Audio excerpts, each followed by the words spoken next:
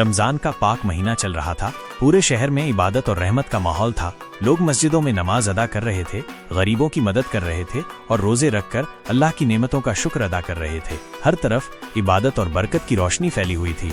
इसी शहर में एक नौजवान लड़का रहता था जिसका नाम रिजवान था। उसकी माँ बहुत बुजुर्ग और कमजोर हो चुकी थी, लेकिन फिर भी वो अपने बेटे की हर जरूरत का ख्याल रखती थी। वो अपने बेटे से सिर्फ थोड़ा प्यार और इज्जत चाहती थी, लेकिन रिजवान को इससे कोई मतलब नहीं था। रिजवान दिन भर दोस्तों के साथ घूमता रहता, फिजूल खर्ची करता और जब घर आता तो अपनी माँ से बदतमीजी करता। अगर उसकी माँ कुछ कहती तो वो गुस्से से चिल्ला उठता, मुझे तंग मत किया करो अम्मी, हर वक्त नसीहत मत दिया करो। रिजवान की माँ बहुत सब्र करने वाली थी। वो हमेशा दुआ करती कि अल्लाह उसके बेटे को नेक बना दे, लेकिन रिजवान को अपनी माँ के दर्द और तकलीफ का कोई एहसास नहीं था। रमजान का महीना चल रहा था। एक दिन रिजवान की माँ ने बहुत मुश्किल से रोजा रखा क्योंकि उनकी तबीयत ठीक नहीं थी। उन्होंने अपने बेटे से कहा, बेटा मेरा रोजा लग रहा है, जरा मेरे लिए पानी ला दो। रिजवान अपने मोबाइल में व्यस्त था। उसने गुस्से में कहा, मुझे परेशान मत करो, खुद ले लो। बेचारी माँ कांपते हाथों से पानी लेने उठी, लेकिन कमजोरी के कारण गिर पड़ी। वो दर्द से कराह रही थी, लेकिन रिजवान ने उसकी तरफ ध्यान नहीं दिया और सोने चला गया। रात के गहरे अंधेरे में जब सब सो रहे थे तो रिजवान ने एक अजीब और खौफनाक सपना देखा।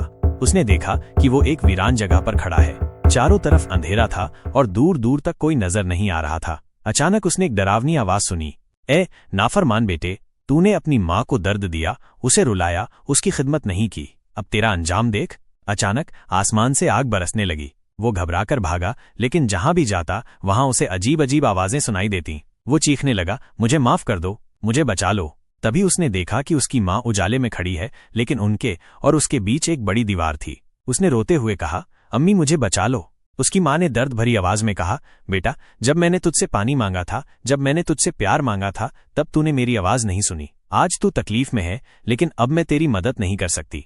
इतना कहते ही उसकी माँ गायब हो गई और चारों तरफ अंधेरा छा गया। तभी एक जोरदार बिजली गिरी और वो डर के मारे जाग उठा। रिजवान पसीने में भीगा हुआ था। उसकी सांसें तेज चल रही थीं। उसने देखा कि उसकी माँ अभी भी फर्श पर पड़ी थी, बहुत कमजोर और बीमार। उसकी आंखों में आंसू आ गए। उसने दौड़कर अपनी माँ को उठाया और रोते हुए कहा, अम्मी मुझे माफ कर दो, मैं बहुत बुरा बेटा था, लेकिन अब मैं बदल जाऊंगा। उसने अपनी माँ को पानी पिलाया, उन्हें सहारा देकर बिस्तर पर लिटाया और उनकी पूरी देखभाल करने लगा। उस दिन के बाद से रिजवान पूरी तरह बदल गया। उसने रमजान के बाकी दिनों में रोजे रखे, नमाज पढ़ने लगा और हर वक्त अपनी माँ की सेवा करने लगा। वो उनकी हर जरूरत का ख्याल रखता और उन्हें कभी भी तकलीफ नहीं देता। सीख, इस कहानी से हमें ये सीख मिलती है कि माँ बाप की खिदमत करना दुनिया और आखिरत में कामयाबी का जरिया है। अल्लाह उन्हीं लोगों को पसंद करता है जो अपने माता पिता की इज्जत करते हैं और उनकी सेवा करते हैं। रमजान सिर्फ भूखा प्यासा रहने का महीना नहीं, बल्कि अपनी गलतियों से तौबा करने और नेक बनने का वक्त है।